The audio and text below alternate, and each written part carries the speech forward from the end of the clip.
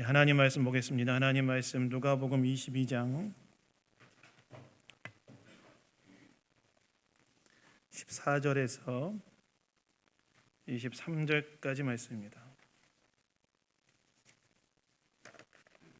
누가복음 22장 14절에서 23절까지 말씀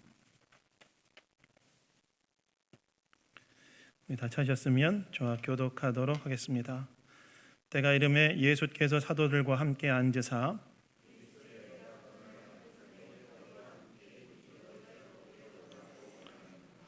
내가 너에게 이르노니 이 유월절이 하나님 나라에서 이르기까지 다시 먹지 아니하리라 하시고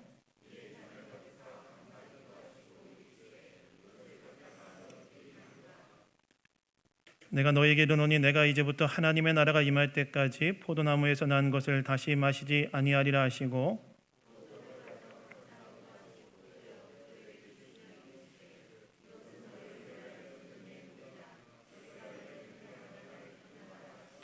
저녁 먹은 후에 잔도 그와 같이 하여 이르시되 이 잔은 내 피로 세우는 새 언약이니 곧 너희를 위하여 붓는 것이라.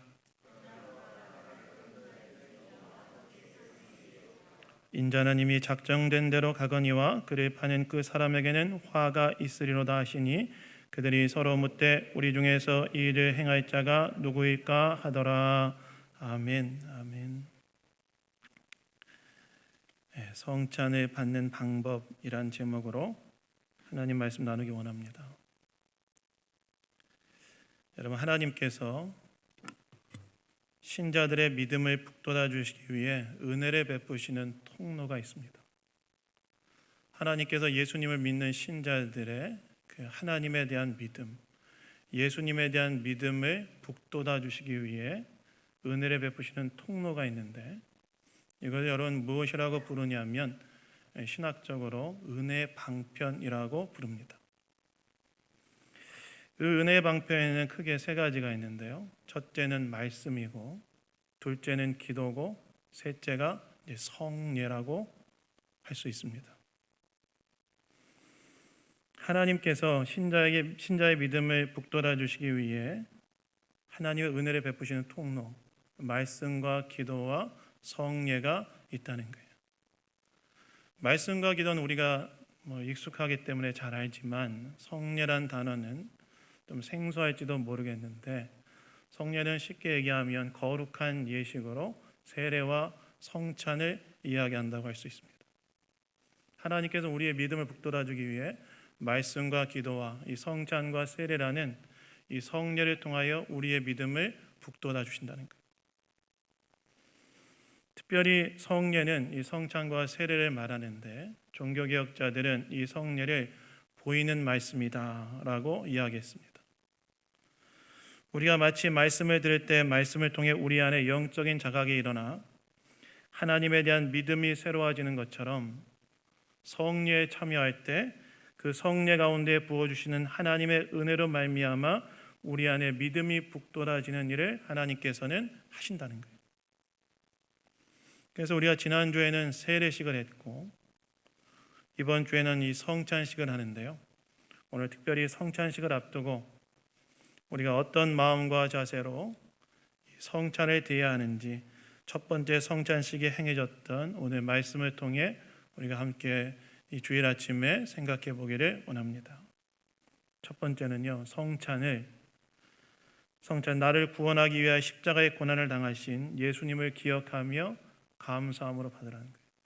성찬을 우리가 받을 때 우리는 어떻게 받아야 되냐면 나를 구원하기 위하여 십자가의 고난을 당하신 예수님을 기억하며 감사함으로 성찬을 받아야 된다는 것입니다. 여러분, 오늘 보면 14절에 보시면 이렇게 나오죠. 때가 이름에 예수께서 사도들과 함께 앉으사라고 나와 있습니다. 여러분, 여기서 때가 이름에 할 때 이 때는 언제를 말할까요? 이 때는 언제를 말하냐면 유월절 식사를 할 때를 이야기합니다. 즉 예수님께서 유월절 식사를 하실 때가 되자 제자들과 함께 식사를 하기 위해 자리에 앉으셨다는 거예요. 여러분, 유월절은 어떤 절기입니까? 유월절은 어떤 절기냐면 이스라엘 백성들이 하나님의 은혜로 애굽에 노예된 상태에서 자유케 된 것을 기념하는 절기가 유월절이었죠. 실제로 하나님께서는 애굽에 노예된 상태에 있는 이스라엘 백성들을 구원하기 위하여 10가지 재앙을 애굽에 내리시는데, 그 애굽에 내리시는 10가지 재앙 중에 마지막 재앙이 무엇이었죠? 마지막 재앙이 무엇이었냐면 애굽의 첫 번째로 난 모든 초태생들을 죽이는 장자 재앙이 바로 마지막 재앙이었어요. 그러니까 하나님께서 애굽에 노예된 이스라엘 백성들을 구원하기 위하여, 자유케 하기 위하여, 해방시키기 위하여 10가지 재앙을 내리시는데, 그 마지막 내리신 재앙이 애굽에 있었던 모든 초태생들을 죽이는 장자 재앙을 애굽에 내리셨다는 거예요. 근데 여러분이 잘 아는 것처럼 애굽 전역에 장자 재앙이 임할 때 그 장자 재앙에 넘어간 집들이 있었죠. 어떤 집들이었습니까? 어린 양의 피를 문설주와 임방에 바른 이스라엘 백성들의 집 많은 그 재앙이 넘어갔죠. 장자 재앙이 넘어갔습니다.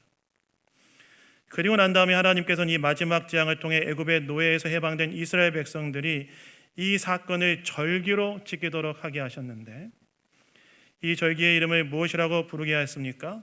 재앙이 넘어갔다, 유월했다라는 의미로 유월절이라고 부르게 하셨죠. 그래서 이스라엘 백성들은 유대력으로 1월 14일에 애굽에 노예된 상태에서 자유케 된 것을 기념하여 유월절을 지켰습니다. 특별히 유월절에는 유월절과 관련된 음식인 어린 양과 무교병과 쓴나물을 포도주와 함께 깃들어 함께 먹는 그런 관습이 있었는데요. 이 유월절 음식을 먹을 때가 되자 예수님께서는 제자들과 함께 식사를 하기 위해 유월절 식탁에 제자들과 함께 앉으셨다는 거예요. 유월절이 돼서, 유월절은 여러분, 유대인들은 하루의 시작이 밤이었기 때문에 유대인들의 유월절 시작은 일몰 후에 시작했거든요. 그때가 딱 되자 유월절 식탁에 제자들과 함께 유월절 먹기를 하기 위하여 유월절 만찬이 마련된 식탁에 제자들과 함께 앉으셨다는 거예요. 그런데 여러분, 오늘 본문을 보시면 이렇게 예수님께서 유월절 이 식사를 제자들과 함께 하시다가 굉장히 특별한 행동을 한 가지 하였다고 나와 있는데, 어떤 행동을 하였다고 나와 있습니까? 우리 19절 20절에 나와 있는데, 우리 19절 20절은 우리 다 같이 한번 우리 읽어보도록 하겠습니다. 우리 19절 20절 읽겠습니다. 시작. 또 떡을 가져 감사기도 하시고 떼어 그들에게 주시며 이르시되 이것은 너희를 위하여 주는 내 몸이라. 너희가 이를 행하여 나를 기념하라 하시고 저녁 먹은 후에 잔도 그와 같이 하여 이르시되 이 잔은 내 피로 세우는 새 언약이니 곧 너희를 위하여 붓는 것이라. 예수님께서 유월절 만찬을 제자들과 함께하는 중에 갑자기 어떤 행동을 하시냐면, 떡을 딱 떼어서 제자들에게 주시면서 뭐라고 말씀하시냐면 이것은 너희를 위하여 주는 내 몸이다, 이렇게 얘기하셨고, 그 다음에 포도주를 잔에 따라 주시면서 뭐라고 말씀하시냐면 이것은 너희를 위하여 붓는 내 피다라고 말씀하셨다는 거예요. 유월절 만찬을 하고 있는 그 유월절 만찬의 진행 중에 예수님은 떡을 찢어서, 여러분, 당시에 떡은요, 유대인들은 칼로 잘라 먹지 않았습니다. 하나님 주신 선물이라는 생각이 있었기 때문에 늘 뜯어서 찢어서 먹었는데, 무교병을 뜯어서 제자들에게 주시면서 뭐라고 이야기하냐면 이건 너희를 위하여 주는 내 몸이다. 그리고 잔에 포도주를 따라 주시면서 뭐라고 얘기하시냐면 이건 너희를 위하여 붓는 내 피다 라고 하시면서 제자들로 하여금 떡과 잔을 먹고 마시게 하셨다는 것입니다. 여러분, 예수님께서 자신의 몸과 피라고 말씀하신 이 떡과 잔은 무엇을 의미하는 것이었을까요? 여러분이 잘 아는 것처럼 이 떡과 잔은 무엇을 의미했냐면 우리의 죄로 인해 우리가 받아야 할 심판을 십자가에서 대신 받으신 예수님의 찢겨진 몸과 예수님이 흘리신 피를 상징하는 것이었죠. 실제로 예수님께서는 이 유월절 만찬을 하신 후에 어떻게 되십니까? 유월절 만찬을 하신 후에 그 밤에 잡히시고 그 다음에 재판받으시고 그 다음날 어떤 일이 일어나시죠? 십자가에 못 박혀 죽으시는 그런 고난을 당하시죠. 즉 예수님께서는 유월절 만찬 중에 떡과 잔을 주시면서 이것은 너희를 위하여 주는 자기 몸과 피라고 말씀하신 것은 우리의 죄를 위해 십자가에 못 박히신 예수님의 찢기신 몸과 흘리신 피를 이야기한다는 거예요.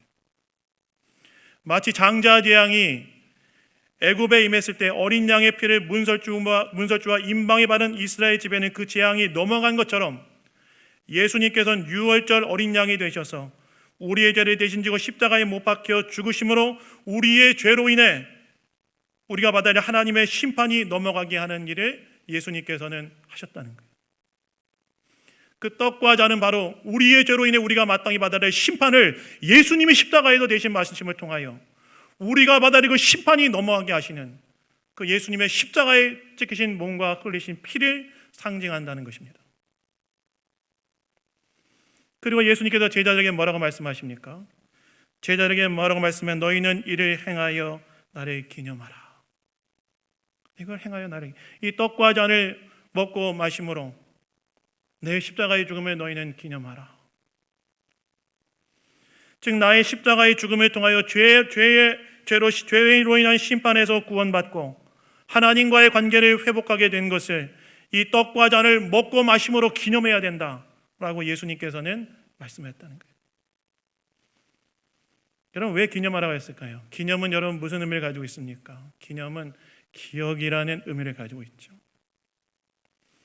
즉 예수님께서는 이것을 기억함으로써 오늘 너희가 나의 십자가의 죽음을 통하여 하나님과의 관계가 회복되게 되어지고 하나님을 예배하고 하나님을 섬기며 하나님의 사랑 안에 살아가는 이 놀라운 축복은 바로 십자가에 못 박힌 나를 통해 얻게 된 것을 기억하며 감사하도록 하게 하기 위해 이 떡과 잔을 먹고 마심으로 나를 기억해야 된다. 예수님께서 이것을 위하여 성찬을 행하라고 이야기했다는 거예요. 그래서 여러분 여기서 우리는 성찬을 행할 때 우리가 어떻게 그 성찬을 받아야 되는지에 대하여 한 가지 얻게 되는 교훈이 있습니다. 무엇입니까? 성찬을 받을 때 무엇보다 나의 죄를 위하여 십자가의 대속의 죽음에 당하신 예수 그리스도의 몸과 피를 기억하면서 저와 여러분을 죄로 인한 심판에서 구원하기 위하여 십자가에 찍히신 몸과 십자가에서 부어진 피를 기억하시면서 그 사랑에 대한 감사로 성찬을 받아야 된다는 거예요. 놀라운 은혜와 사랑을 베풀어 주신 그리스도의 사랑, 십자가의 사랑을 기억하면서 감사로 이 성찬의 떡과 잔을 받으셔야 한다는 것입니다. 사실 여러분, 저와 여러분은 다 어떤 자들이었습니까? 사실 여러분, 저와 여러분은 다 어떤 자들이냐면 하나님이 계신데 하나님을 떠나 내가 하나님의 자리에 앉아 하나님 노릇하며 살아가던 주인들 아니었습니까? 여러분, 죄라는 것은 도덕적이고 윤리적인 것도 죄지만 죄라는 건 본질적으로 관계적인 게 죄 아니겠습니까? 하나님이 계신데 하나님을 인정하지 않고 내가 하나님 자리에 앉아 하나님 노릇하며 살아가는 것이 죄의 본질 아닙니까? 그리고 이 죄에 대한 하나님의 반응은 뭐였죠? 하나님은 거룩한 분이시기 때문에 죄에 대하여 진노하고 심판하시는 분인데 저 여러분 어떻습니까? 하나님을 인정하지 않고 내가 하나님 자리에 앉아 하나님 노릇하며 살아감으로 이 죄로 인하여 하나님의 진노 아래 있었고 심판을 향해 가고 있던 사람들이 바로 저 여러분 아니었습니까? 근데 하나님께서 어떻게 하셨죠? 하나님의 아들인 예수 그리스도를 이 땅 가운데 보내시고 예수님이 십자가에서 저와 여러분의 죄로 인해 저와 여러분이 마땅히 받아야 할 죄의 형벌을 대신 받으심을 통하여 구원받을 수 있는 길을 열어놓지 않으셨습니까? 그리고 저와 여러분의 인생의 어느 시점에 예수 그리스도의 십자가의 사랑을 깨달아 알게 하시고 그 예수를 믿어 구원받아 이런 죄로 인한 심판에서 자유케 되게 하셨을 뿐만이 아니라 그것을 넘어 하나님의 자녀로서 입양되어서 그분의 사랑받는 자녀로 살아갈 수 있는 놀라운 축복을 저와 여러분이 얻지 않았습니까? 그런데 이 모든 것이 어디서부터 시작된다는 거예요? 이 모든 것이 다 어디서부터 시작된다면 예수님의 대속의 십자가에서 시작된다는 거예요. 나를 위하여 죽으신 십자가. 그분이 십자가에서 우리 죄를 대신 지심으로 몸을 찢기시고 피를 흘림으로 저와 여러분이 얻게 된 놀라운 은총이자 은혜이자 축복이라는 것입니다. 그래서 여러분, 우리는 오늘 성찬을 대할 때 어떻게 대해야 하는가?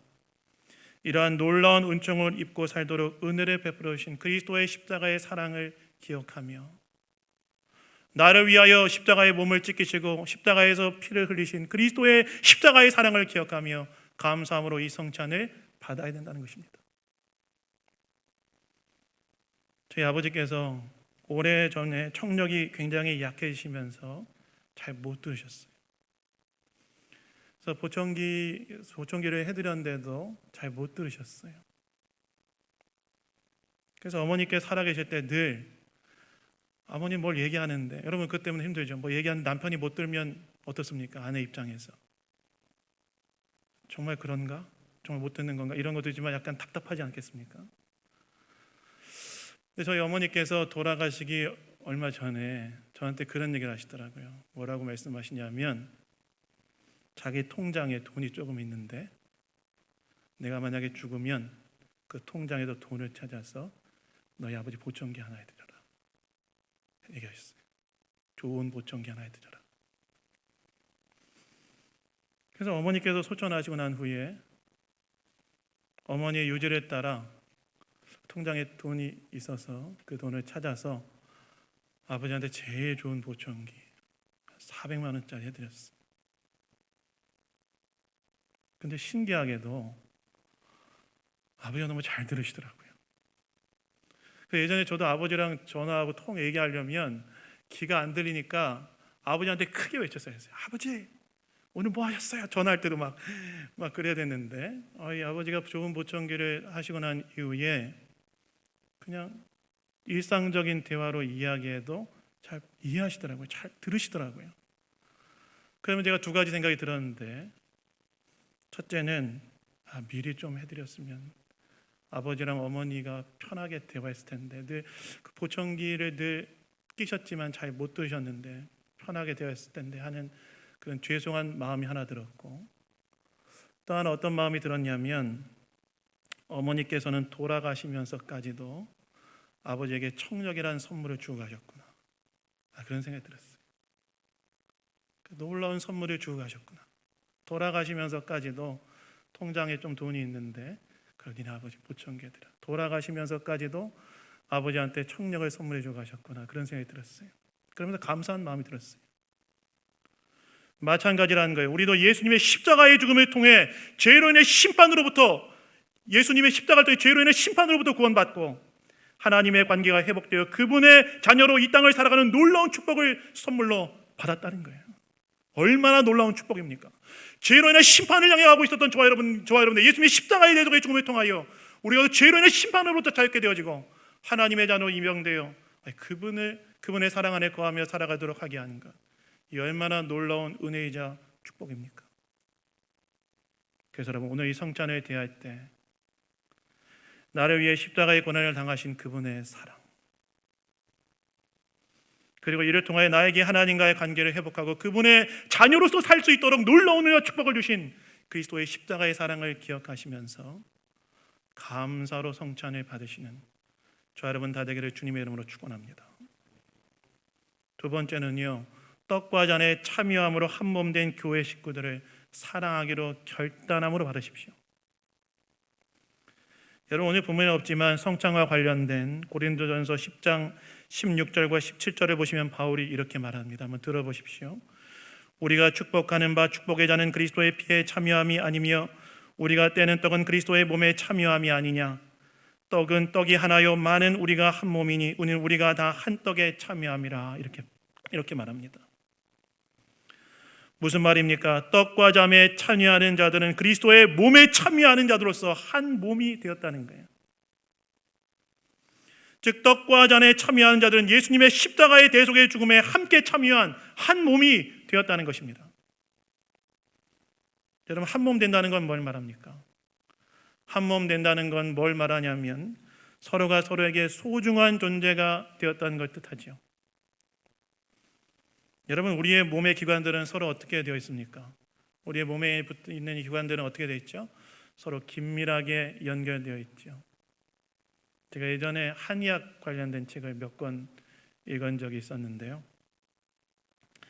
신기하게도 한의사들이 침을 놓는데, 예를 들면 이 무릎 안 보이시죠? 이 허벅지가 아프면 뭐 이렇게 이런 그쪽에 침을 놓는 게 아니라 이 뒤쪽에 침을 놓는가, 뭐 머리에 침을 놓는가, 뭐 그런 식으로 하더라고요. 그러면서 그 책을 보니까 거기에 뭐라고 나와 있냐면, 이것을 이제 한의사들은 원위치혈이라고, 저도 잘 모릅니다. 옛날에 읽었던 책 가지고 얘기하는 건데, 원위치혈이라고 부르는데, 왜 거기에 침을 놓느냐? 아픈 곳과 멀리 떨어져 있지만 이곳이 연결되어 있기 때문에 거기다 침을 놓는다는 거예요. 무슨 말이에요? 몸은 서로 간에 굉장히 유기적으로 연결되어 있다는 것이죠. 마찬가지로 우리가 성찬에 참여한다는 것은 서로 간에 긴밀하게 연결된 한 몸이 됨으로써 서로가 서로에게 소중한 존재가 되었다는 것을 의미한다는 거예요. 서로가 서로에게 소중한 존재가 된다는 건 뭘 말합니까? 그렇게 한 몸 된 교회 식구들이 나에게 중요한 사랑의 대상이 된다는 것을 의미하죠. 실제로 예수님께서 십자가에 돌아가신 전날 이 마지막 만찬할 때 공간복음에는 없지만 요한복음에 보시면 예수님께서 제자들에게 주셨던 세 계명이 있죠. 그것이 무엇입니까? 여러분이 너무나 잘 아는 것처럼 내가 세 계명을 주노니 뭐라고 하셨죠? 내가 너희를 사랑과 같이 서로 사랑하라. 내가 너에게 세 계명 준다. 내가 너희를 사랑한 같이, 내가 십자가의 생명을 준 것 같이 너희도 서로 사랑해야 된다. 그래서 여러분, 성찬을 받을 때 우리는 어떤 자세로 받아야 되는가? 떡과 잔에 함께 참여하는 형제자매를 사랑하기로 결단함으로 받으십시오. 아멘. 이 떡과 잔에 참여하는 형제자매를 사랑하기로 결단함으로 받으십시오. 나에게 상처 준 자를 용서하겠다고 결단함으로 받으십시오. 주님이 죄인이 나를 오래 인내해 주시고 아들을 주심으로 나에 대한 긍휼을 보여주었던 것처럼 긍휼의 눈으로 서로를 바라보겠다고 결단함으로 받으십시오. 그리고 더 적극적으로 사랑으로 섬기겠다는 마음으로 받으십시오. 왜요? 우리가 그리스도의 떡과 잔을 먹고 마심으로 한 몸 된 자들이 다 되었기 때문에 그렇습니다. 그래서 우리 교단에 나온 학습 세례 문답 해설서에 보시면 이거에 관련된 참 재미난 문장이 하나 있어요. 한번 들어보십시오. 포도주는 예수님의 피를 의미합니다. 예수님이 십자가의 피를 흘리심으로 이제 우리 안에는 예수님의 피가 다 흐르게 되었습니다. 그래서 우리 믿는 자들의 혈액형은 모두 예수님의 혈액형으로 통일되었습니다. 이해되시죠? 이제는 더 이상 분노하고 시기하며 분열하지 않고 사랑으로 하나 되는 새 사람이 된 것입니다. 무슨 말입니까? 예수님의 십자가의 피 보혈에 우리가 함께 참여함으로써 A형, AB형, 또 뭐 있죠? B형, O형, 이 혈액형은 다 구분이 사라지고 예수님의 혈액형으로 하나 되어 한 몸 되었다. 저는 O형입니다. 저는 O형이지만 예수님의 혈액형 바뀌었다는 거예요. 그래서 여러분, 성찬을 받으실 때 이 성찬에 참여한 자들이 바로 나의 한 몸 된 형제요 자매라는 사실을 기억하시고 그들을 사랑하겠다고 결단하심으로 받으시는 저 여러분 다 되기를 주님의 이름으로 축원합니다. 마지막으로는요, 마지막 날에 완성된 하나님 나라에 대한 소망으로 받으시라는 거예요. 오늘 보면 16절에 보시면 예수님께서 굉장히 특별한 말씀을 한 가지 하시는데 뭐라고 말씀하시죠? 내가 너희에게 이르노니 이 유월절 만찬이 하나님 나라 이루기까지 다시 먹지 않겠다. 여러분, 유월절 만찬이 하나님 나라에 이루기까지는 언제를 말할까요? 이건 하나님 나라가 완성되는 날을 말하는데, 즉 예수님의 재림을 통하여 이 땅 가운데 하나님 나라가 완전히 완성되어지는 그날을 이야기하는 거예요. 예수님께서는 이 땅에 오셔서 십자가에 못 박혀 죽으시고 부활하심으로 하나님 나라의 교두보로 이 땅에 만연하셨고, 그리고 예수님의 이 사역 이후로 하나님의 나라는 계속해서 역사 속에서 확장되어 오지 않았습니까? 즉 이미 이 땅에 임했지만 아직 완성되지 않은 종말론적 긴장 속에서 하나님 나라가 완성을 향해 나아가고 있다는 거예요. 예수님의 그 나라가 완성될 때까지 나는 이 유월절 먹기와 오늘 우리가 읽지 않았지만 19, 17절에 나와 있는 것처럼 포도주의 잔을 먹는 걸 유예하겠다. 즉 예수님은 성찬 앞에서 십자가의 죽음을 넘어 완성된 하나님 나라를 바라보신 거예요. 여러분, 여기서 우리는 성찬을 대할 때 어떤 자세로 대해야 하는가에 대해 한 가지 더 깨닫게 된 교훈이 있습니다. 성찬을 받을 때 완성된 하나님 나라에 대한 소망으로 받으라는 거예요. 여러분, 우리가 예수님을 믿음으로 구원받았지만 여전히 무엇을 경험합니까? 죄로 깨어진 이 땅의 현실로 괴로워하지요. 전쟁과 폭력, 기아와 가난, 불의와 부패로 인한 고통이 가득한 이 땅의 죄로 인해 그 현실을 바라보며 괴로워하지 않습니까? 뿐만 아니라 우리 자신들도 여전히 죄의 영향을 받아서 때로 상처를 주고 받기도 하며 또한 질병과 죽음이란 사망 권세의 영향을 받아 그로 인해 슬퍼하지 않습니까? 그러나 예수님의 십자가의 죽음은 우리로 하여금 그분의 죽음과 부활로 이 땅에 임한 하나님의 나라가 완성을 향해 나아가고 있으며 재림의 그날에 죄로 깨어진 이 땅의 모든 영적 현실들이 새롭게 될 것이란 믿음과 소망을 갖게 하죠. 그러면 성찬을 대할 때 그 모든 것들로부터 자유케 될 날이 올 것이다. 그 소망으로 성찬을 받으시는 이 자리는 저와 여러분 다 되기를 주님의 이름으로 축원합니다. 그래서 오늘 성찬식이 있는데요, 세 가지를 기억하십시오. 나를 구원하기 위하여 십자가의 고난을 당하신 예수님을 기억하면서 감사함으로 받으십시오. 두 번째, 떡과 잔에 참여함으로써 한몸된 교회 식구들을 사랑하기로 결단함으로 받으십시오. 세 번째, 완성될 하나님 나라에 대한 소망으로 이 땅을 믿음으로 살기로 결단하며 받으십시오. 이를 통하여 하나님의 은혜로 풍성한 오늘 성찬 예식이 되는 은혜가 오늘 저와 여러분 가운데 임하기를 주님의 이름으로 축원합니다. 잠깐 좀 기도하겠습니다. 하나님 감사합니다. 성찬을 받는 방법에 대해 생각하는 시간을 갖게 하시니 감사합니다. 우리의 죄를 위하여 십자가에 돌아가신 예수님의 죽음을 기억하는 이 성찬, 우리가 감사함으로 받게 하시고 한몸됨을 기억하며 서로 사랑함으로 받게 하시고 우리가 완성될 하나님의 나라에 대한 소망으로 받게 하여 주시옵소서. 모든 것 주님께 감사드리며 우리를 구원하신 예수 그리스도의 이름으로 기도드렸습니다. 아멘. 우리 시간에